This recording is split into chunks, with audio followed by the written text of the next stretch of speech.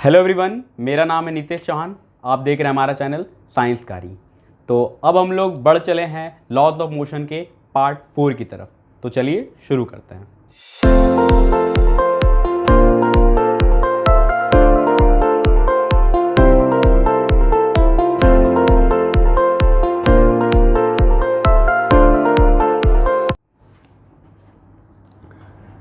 तो अभी तक हम लोग दो लॉज ऑफ मोशन को पढ़ चुके हैं, first law and second law.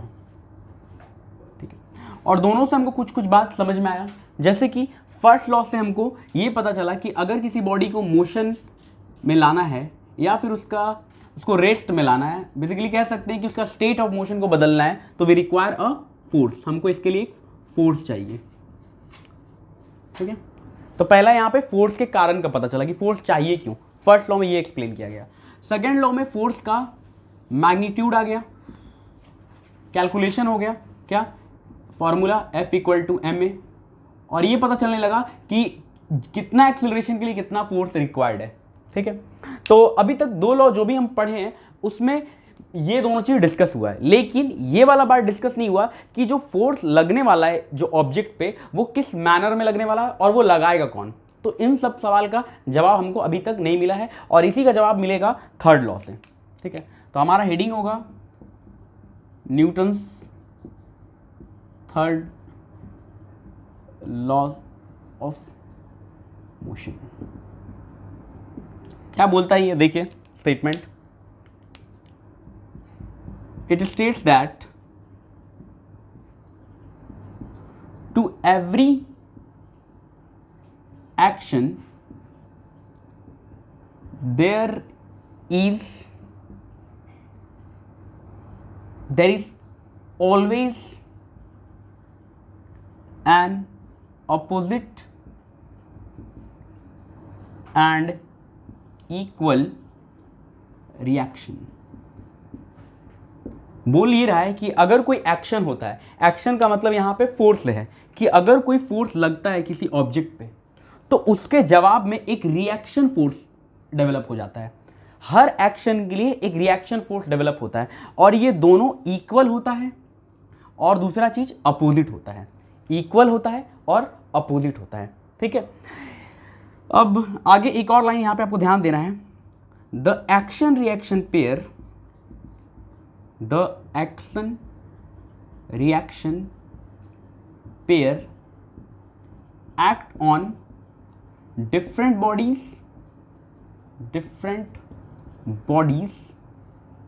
simultaneously। मतलब ये जो एक्शन रिएक्शन पेयर होगा, ठीक है, पेयर इसलिए बोल रहे क्योंकि दोनों इक्वल है ना, दोनों फोर्स इक्वल है। ये दोनों अलग अलग बॉडी पे लगने वाला है, सेम बॉडी पे नहीं लगेगा। ये सबसे इंपॉर्टेंट पॉइंट है, क्योंकि अगर इस पॉइंट को आप पकड़ लेते हैं तो आपको एक्शन और रिएक्शन को आइडेंटिफाई करने में मदद मिल जाता है। तो पहला चीज ये है कि ये दोनों अलग अलग बॉडी पे लगने वाला है और ये एक साथ लगने वाला है। ठीक है, तो ये बात को समझते हुए अब हम एग्जाम्पल को देखते हैं और इस लॉ को थोड़ा और इलेबोरेट करते हैं।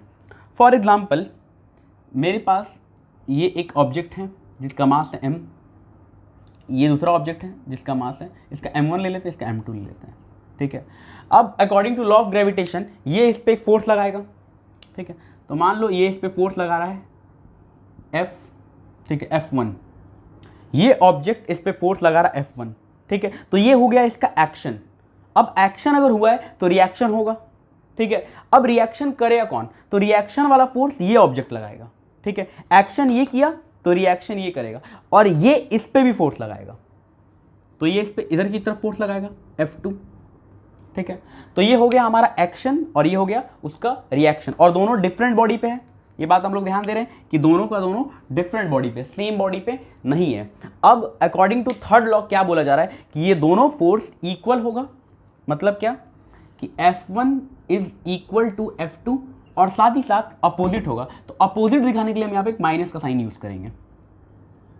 ठीक है, तो ये बात हमको ध्यान रखना है कि साइंस में माइनस साइन का मतलब अपोजिट डायरेक्शन होता है। ठीक है, ये हम मोशन वाले चैप्टर में भी डिस्कस किए थे कि अगर किसी ऑब्जेक्ट का स्पीड, वेलोसिटी, स्पीड तो नहीं होगा, वेलोसिटी नेगेटिव आ रहा है, एक्सेलरेशन नेगेटिव आ रहा है, तो इसका मतलब क्या है, इसका मतलब अपोजिट डायरेक्शन है। तो यहाँ यही मतलब है कि F1 जिस डायरेक्शन में लग रहा है उसके जस्ट अपोजिट डायरेक्शन में F2 लग रहा है, ठीक है। माइनस का मतलब ये हम नहीं समझेंगे कि लेफ्ट लग रहा है कि राइट लग रहा है, ये कंफ्यूज नहीं करना है कि माइनस का मतलब लेफ्ट हो सकता है या राइट हो सकता है। माइनस का मतलब अपोजिट डायरेक्शन से, जो भी डायरेक्शन F1 का होगा उसका जस्ट अपोजिट होगा। तो ये जो लिखा हुआ है यही थर्ड लॉ है, क्या कि F1 F2 मेरा एक्शन रिएक्शन पेयर है, ये दोनों इक्वल है और साथ ही साथ ये अपोजिट है और अपोजिट के लिए ही माइनस साइन लगाए हैं। तो ये हमारा न्यूटन थर्ड लॉ का एक्सप्लेनेशन हो गया, ठीक है। अब चलते हैं, इसको अप्लाई करते हैं अपने एग्जांपल्स की तरफ और इसको एलेबरेट करते हैं। तो इसका आप स्क्रीनशॉट लीजिए।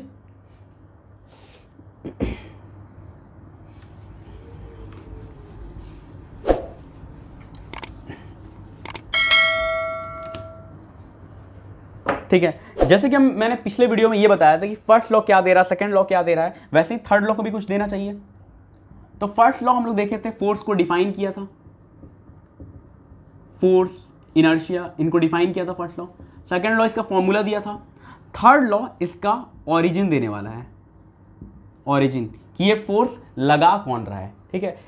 जो फोर्स लगता है, जैसे ये जो फोर्स लग रहा है इसका ये मैग्नीट्यूड है, ये फोर्स एक्चुअली में एक्ट कौन कर रहा है। जैसे अभी हम ग्रेविटेशनल वाला एग्जांपल से समझे थे कि ये फोर्स कौन एक्ट कर रहा है।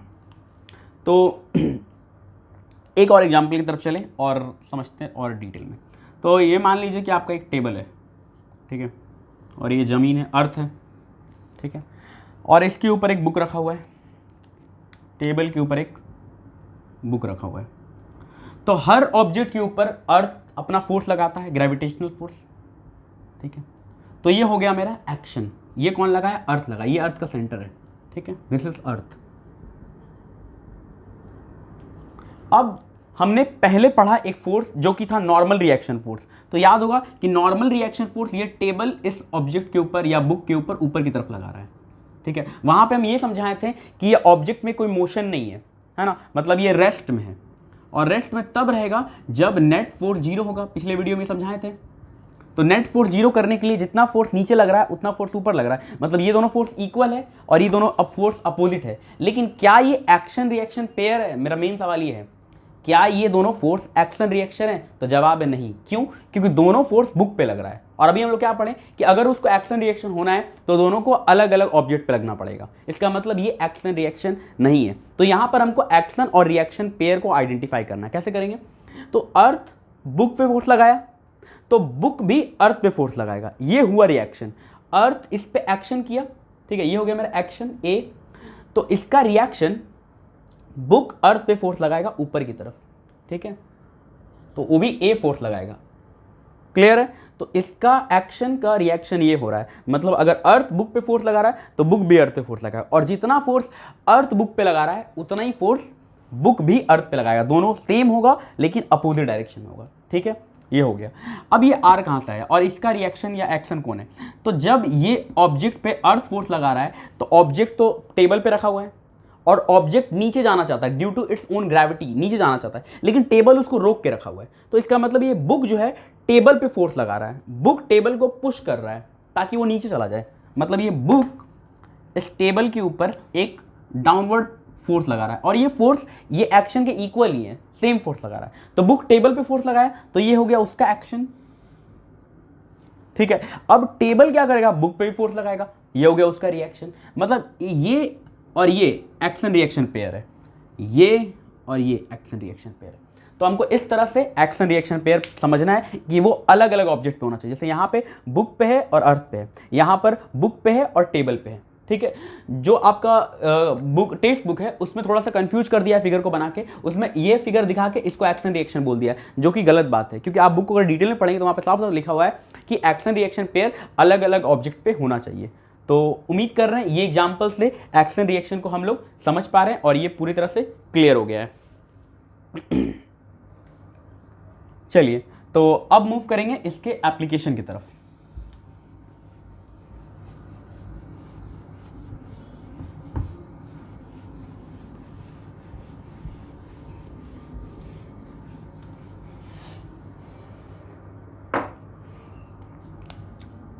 एप्लीकेशन,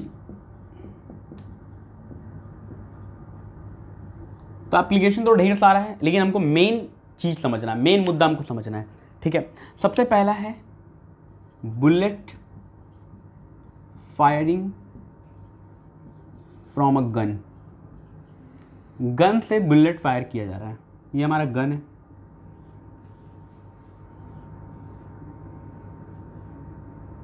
ठीक है, और गन में ये हमारा बुलेट है। ठीक है, अब होता क्या है कि गन बुलेट के ऊपर फोर्स लगाता है और वही फोर्स के कारण बुलेट बहुत तेजी से आगे जा रहा है। मतलब ये हो गया हमारा एक्शन, गन बुलेट के ऊपर फोर्स लगा, ये हो गया एक्शन। अब रिएक्शन क्या होगा? तो रिएक्शन बड़ा सिंपल है, जैसे ए अगर बी पे फोर्स लगाया है एक्शन, तो बी ए पे रिएक्शन करेगा। मतलब अगर गन बुलेट के ऊपर एक्शन किया तो बुलेट गन के ऊपर रिएक्शन करेगा। तो ये हो गया मेरा रिएक्शन फोर्स जो कि बुलेट गन पे लगा रहा है। तो ये हमारा एक्शन हो गया और ये हो गया रिएक्शन। अब according to third law, Newton's third law of motion क्या होना चाहिए? A equal to R but opposite in sign. Main मुद्दा तो यही है।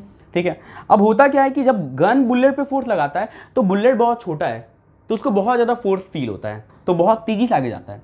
लेकिन जब बुलेट गन पे फोर्स लगाता है तो गन बहुत ही बड़ा है तो उसको वो फोर्स फील नहीं होता है, लेकिन फिर भी वो इतना भी मिनिमम नहीं होता है कि उसको हम नेगलेक्ट कर दें। ठीक है, तो अगर आप गेम खेलने के शौकीन हैं तो गेम में एक टर्म आता है रिकॉइलिंग।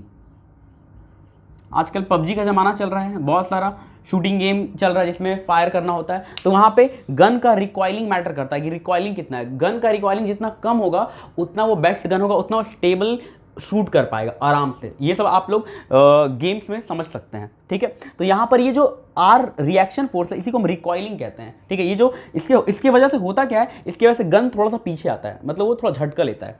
ठीक है, और जब आर्मी ऑफिसर लोग ट्रेनिंग करते हैं तो उनको ये समझाया जाता है कि जब आप फायर करेंगे गन को तो ये गन पीछे की तरफ झटका लेगा, जिसको हम रिकॉइलिंग ऑफ गन कहते हैं। तो आपको गन को बहुत ही फर्मली, बहुत ही स्ट्रांगली होल्ड करना पड़ेगा, नहीं तो फिर बहुत प्रॉब्लम हो सकता है और निशाना भी चूक सकता है। ठीक है, तो ये मेरा हम ऐसे गन को अच्छा मानेंगे जिसमें मेरा रिकॉइलिंग कम से कम हो। ये बात आप गेम में देखें, तो ये सारा चीज़ न्यूटन के थर्ड लॉ से निकल के आ रहा है ना। न्यूटन के थर्ड लॉ पे ये रिकॉइलिंग का प्रिंसिपल काम करता है।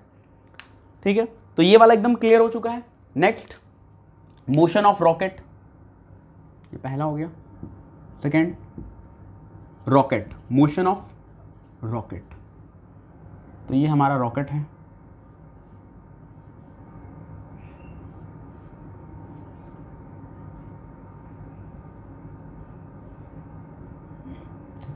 अब रॉकेट के एंड में ये फ्यूल होता है। ठीक है, और रॉकेट को ऊपर भेजने के लिए फ्यूल को जलाना पड़ता है, फ्यूल का कंबशन होता है। तो फ्यूल का कंबशन होता है तो यहाँ से गैसेस रिलीज होने लगती है बाहर की तरफ। फ्यूल जलता है, जैसे कि मान लो वहाँ पे कोई कार्बन का कंपाउंड है तो वहाँ से CO2 बनेगा, H2 बनेगा, कुछ गैसेस बनेगी और वो गैसेस बाहर की तरफ रिलीज होगी। ठीक है, तो यहाँ पे हो क्या रहा है कि ये जो मेरा जो गैस है वो बाहर की तरफ निकल रहा है और ये हो गया मेरा एक्शन। ठीक है, ये गैसेस मतलब फ्यूल, ये फ्यूल बाहर की तरफ पुश हो रही है, बाहर के एयर को पुश कर रही है, हम ये कह सकते हैं। तो एयर अल्टीमेटली, एयर ये पूरे के पूरे रॉकेट को आगे की तरफ पुश करेगा।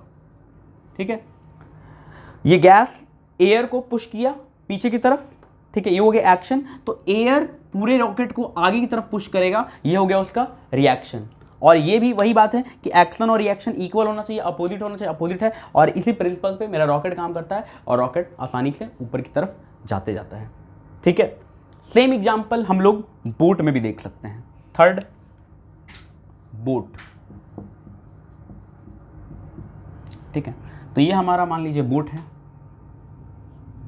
ठीक है, और ये उसका ओर है, पतवार जिसको हिंदी में कहते हैं। ठीक है, पानी है। अब अगर बोट को आगे ले जाना है तो ये पतवार से पानी को पीछे पुश करना पड़ेगा। तो पतवार से ये जो ओर है इससे हम वाटर को पीछे पुश करते हैं। तो हो क्या रहा है, ये हो गया मेरा एक्शन, मतलब ओर पानी को पीछे पुश किया, तो ये हो गया एक्शन।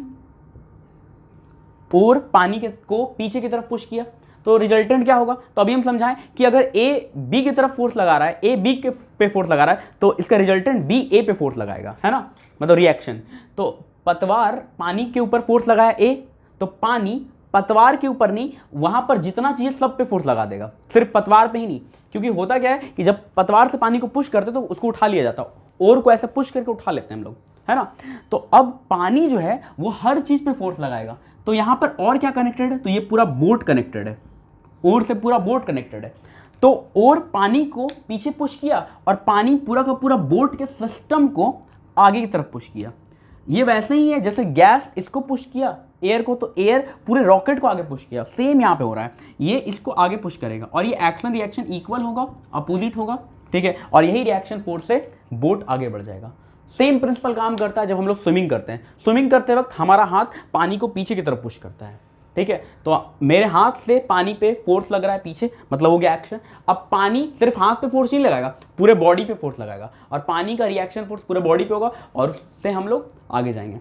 अगर आप सच में देखना स्टार्ट करें तो हर जगह एग्जाम्पल दिखेगा। अभी हम कितना एग्जाम्पल दें, एग्जाम्पल का कोई लिमिट नहीं है। अगर चिड़िया उड़ रही है, मछली तैर रही है, हर जगह ये एग्जाम्पल छुपा हुआ है। बस बशर्ते करना क्या है, हमको एकदम ऑब्जर्वेंट होना है, हमको बढ़िया से ऑब्जर्व करना है कहाँ कहाँ पे काम कर रहा है। तो हम ये देखना स्टार्ट करते हैं कि ये तो हर जगह ही काम कर रहा है, ठीक है। बस हमको एक्शन और रिएक्शन को अच्छे से समझना है। तो जितने अच्छे से हम इसको समझ पाएंगे उतना अच्छे से हम अपने टॉपिक में क्लियर होते जाएंगे, ठीक है। लास्ट एग्जाम्पल करके हम इस वीडियो को कंक्लूड करते हैं। अगला फाइनल कर लेते हैं कि एग्जाम्पल, तो 3 हो गया। फोर्थ, वॉकिंग, ठीक है। हम लोग चल कैसे पाते हैं, चलने के पीछे भी थर्ड लॉ काम कर रहा है। जब हम चलते हैं तो हमारा जो पैर है, ठीक है, ये हमारा जो पैर है ये जमीन को पीछे पुश करता है। ये सब आप ध्यान नहीं दिए होंगे चलते वक्त कि क्या हो रहा है एक्चुअली, लेकिन वहां भी फिजिक्स काम कर रहा है, न्यूटन का थर्ड लॉ काम कर रहा है।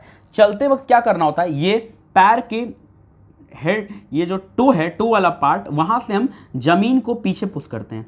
तो ये हो गया मेरा एक्शन। तो इसका रिजल्टेंट क्या होगा, इसका रिजल्टेंट ये होगा कि जमीन मतलब अर्थ हम पे फोर्स लगाए किधर, आगे की तरफ, ठीक है।